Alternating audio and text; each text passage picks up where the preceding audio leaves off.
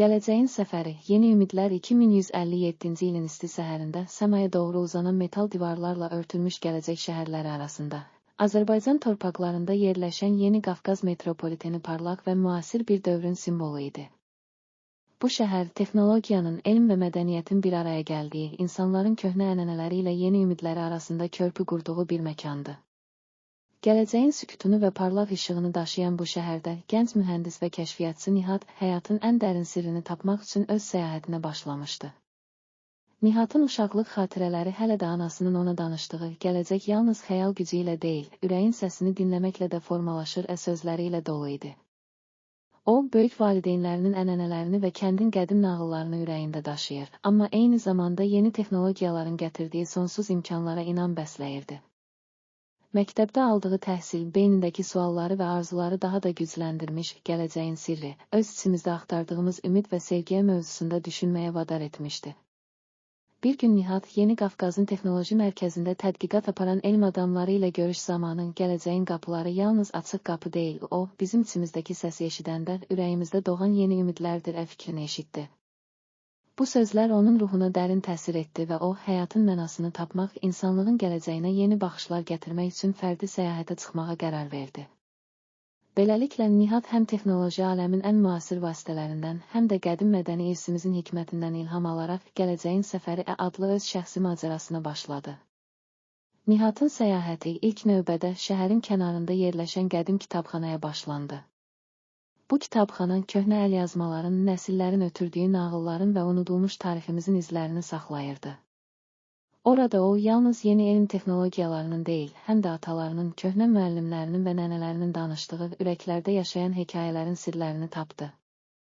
Kitabların tozlu səhifələri arasında araşdırarkən Nihat və gələcəyin sirri yalnız texnologiyanın gücündə deyil, eyni zamanda insanın ürəyindəki səsdədir fikrini dərk etdi. O, hər bir nağılda, hər bir əlyazmada insanlığın yaşadığı sevinç, kədər və ümidin bir-birinə qarışdığı, sanki bir orkestra kimi səsləndiyi mesajları tapdı. Bundan sonra Nihat, şəhərin mərkəzində yerləşən və gələcəyin ən son texnologiyalarından istifadə edilərək inşa edilmiş İnnovasiya Zirvəsi adlı tədqiqat mərkəzinə getdi. Burada o, süni intellekt, kvant hesablama və biotexnologiya kimi sahələrdə çalışan alimlər ilə tanış oldu. Onların arasında elmi irsimizin dərinliyini və insan ruhunun səmimiyyətini qoruyan, eyni zamanda gələcəyin imkanlarını açan müzakirələr keçirildi. Bu mühit Nihatın beynində yeni fikirlərin, ideyaların və yaradıcılığın toxumlarını əkməyə başladı. O, gördü ki, texnologiya və elm sadəcə maddi inkişafı təmin etmir, həm də insanın daxili dünyasını zənginləşdirə, həyatın ən dərin sirrini, ürəyin səsini, eşidilməsinə kömək edə bilər. Bir gün mərkəzdəki tədqiqatçılardan biri bizim gələcəyimiz yalnız robotlar və maşınlarla deyil, həm də insanın öz içində tapdığı ümid və sevgi ilə formalaşır deyə bildirib. Bu sözlər Nihatın ruhunda yeni bir işıq yandırdı. O, qərara gəldi ki, gələcəyin əsl mənasını tapmaq üçün yalnız texnoloji inkişafı izləməyəcək, həm də insanın öz iç dünyasında gizlənmiş dəyərləri, ümidləri və sevgi sirlərini araşdıracaq. Bu düşüncə ilə Nihat öz səyahətini daha da dərinləşdirdi. Zaman keçdikcə Nihatın səyahəti onu kəndin kənarında yerləşən geniş və dərin bir vadiyaya apardı. Bu vadidə təbiətin özünün ən saf və dəyişməz səsini eşidirdi. Gözəl çayların axışı, hündür dağların siluetləri və ətrafdakı yaşıl meşələr ona həyatın hər anının necə bir nağıl kimi olduğunu xatırladırdı. Vadinin kənarında oturub dərin düşüncələrə dalan Nihat orada keçmişin və gələcəyin, kədərin və sevincin bir-birinə qarışdığı, əbədi bir dövranın davam etdiyini hiss etdi. O an anladı ki, gələcək yalnız qabaqcıl texnologiyalardan ibarət deyil, həm də insanın öz içində, köhnə ənənələrdə və dərin hisslərdə gizlənmişdir. Vadidə keçirdiyi günlərdə Nihat təkcə təbiətin səsini dinləməklə kifayətlənmədi, həm də orada yaşayan yaşlı insanlarla söhbətlər etdi. Bir neçə kənd sakini öz həyat hekayələrini, keçmişdə yaşadıkları çətinlikləri və sevincləri, gələcək üçün ümid dolu arzularını Nihatla bölüşdülər. Bu söhbətlər ona gələcəyin yalnız texnoloji irəliləyişlə deyil, həm də insanın qəlbindəki dəyərlərin, ümidin və sevgi ilə formalaşdığını göstərdi. Biz gələcəyimizi yalnız yeniliklərlə deyil, ürəyimizdə daşıdığımız ənənə və dəyərlərlə də qururuq, deyən bir yaşlı adamın sözləri Nihatın beynində dərin izlər buraxdı. Nihatın səyahəti zamanı qarşılaşdığı bu hekayələr və təcrübələr onun içində yeni bir məsuliyyət hissi yaratdı. O, gələcəyin əsli mənasının yalnız qabaqcıl texnologiyaların gətirdiyi imkanlarda deyil, həm də insanın öz içində tapdığı dərin və səmimi hisslərdə olduğunu anladı. Buna görə də o, öz tapdıqlarını və öyrəndiklərini yalnız özündə saxlamaq istəmədi, həm də bu bilikləri və ilhamı bütün insanlarla bölüşmək, gələcəyin ümidini artırmaq arzusuyla kəndinə və şəhərə qayıtdı.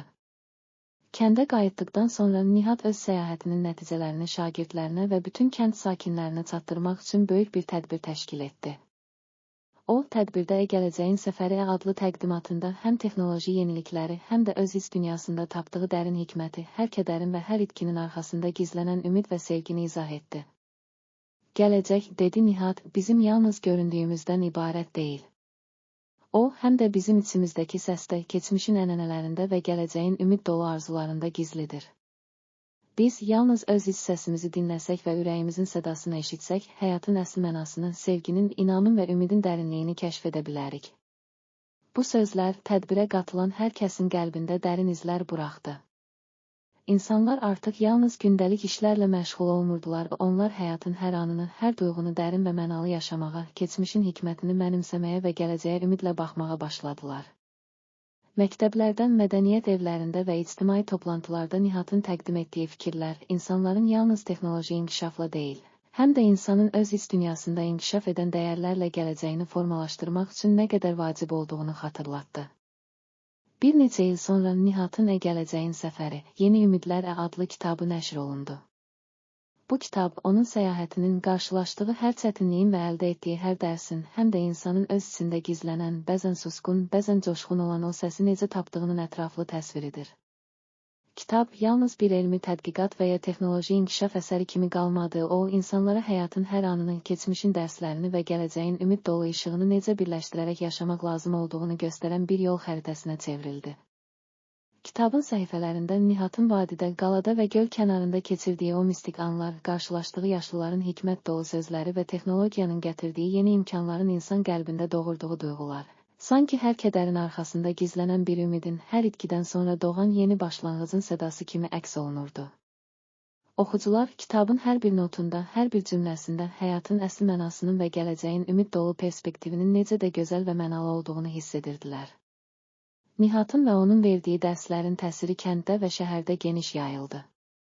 Gənclər məktəblərdə və universitetlərdə öz gələcəklərini yalnız qabaqcıl texnologiyalarla deyil, həm də insanın öz içində tapdığı dəyərlərlə qurmağa başladılar. Hər kəs artıq gələcəyin yalnız robotlar və maşınlar vasitəsilə formalaşmadığının, eyni zamanda insanın qəlbində, ənənələrində və hiss səsində gizlənmiş dərin sevgi və ümidin də əhəmiyyətli rol oynadığını başa düşürdü. Beləcə, Gələcəyin Səfəri, Yeni Ümidlər adlı bu hekayə yalnız Nihatın fərdi səyahətini deyil, həm də bütün insanlığın gələcəyinə dair bir ümid bəyanatına çevrildi.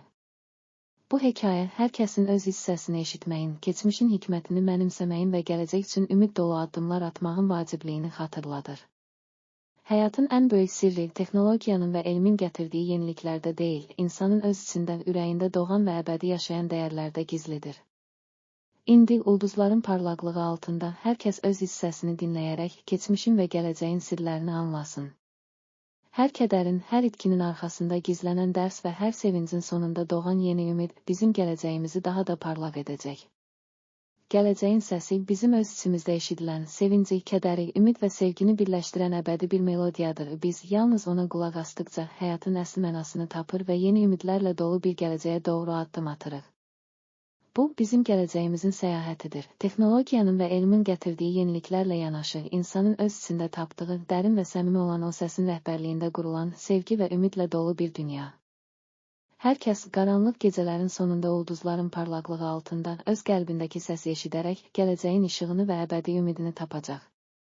Beləliklə, Gələcəyin Səfəri, Yeni Ümidlər adlı bu hekayə hər kəsin öz içində gizlənən, bəzən susqun, bəzən coşqun olan o səsi, həyatın, sevginin və ümidin əbədi melodiyasını ifadə edir. Biz, hər kəs içimizdəki səsi dinlədikcə keçmişin dərslərini və gələcəyin ümidini birləşdirərək həyatın bütün çətinliklərini aşır və öz nağıllarımızı, əbədi macəramızı yazırıq. Gələcək yalnız qabaqcıl texnologiyalarla, süni intellektlə və elmin yeni zirvələri ilə formalaşmır, o, həm də insanın qəlbindən ən qədim ənənələrdə və o dərin səsdə gizlidir. Biz yalnız ona qulaq asdıqca hər kədərin, hər itkinin arxasında yeni bir başlanğıc tapır və həyatın əsl mənasını, sevgi, inam və ümidlə dolu bir melodiyanı kəşf edirik. Bu macəra gələcəyin səsi ilə başlayan, insanın öz içində tapdığı dəyərlərin, ümidin və sevginin birləşdiyi, hər anın yeni bir hekayəyə çevrildiyi əbədi bir səyahətdir. Hər kəs qaranlıq gecələrin sonunda ulduzların parlaqlığı altında öz hissəsini eşidərək həyatın sirlərini anlasın, gələcəyin ümidini tapın və hər kədərin arxasında doğan yeni bir başlanğıc yaratsın. Beləliklə, gələcəyin səfəri, yeni ümidlərə adlı hekayəmiz yalnız Nihatın, yox, yalnız mənim, fərdi səyahətini deyil, həm də hər kəsin öz içində axtardığı, tapdığı və inkişaf etdirdiyi o səsi, həyatın, sevginin və ümidin əbədi melodiyasını ifadə edir. Gələcəyimiz yalnız texnologiyanın və elmin gətirdiyi yeniliklərdə deyil, eyni zamanda hər kəsin ürəyində doğan, parlayan və ümidlə işıq saçan o səsdə gizlidir. Biz hər an o səsi eşidərək həyatın bütün çətinliklərini aşır, sevgi və inamla dolu yeni ümidlər qazanırıq və gələcək üçün öz nağıllarımızı yazırıq.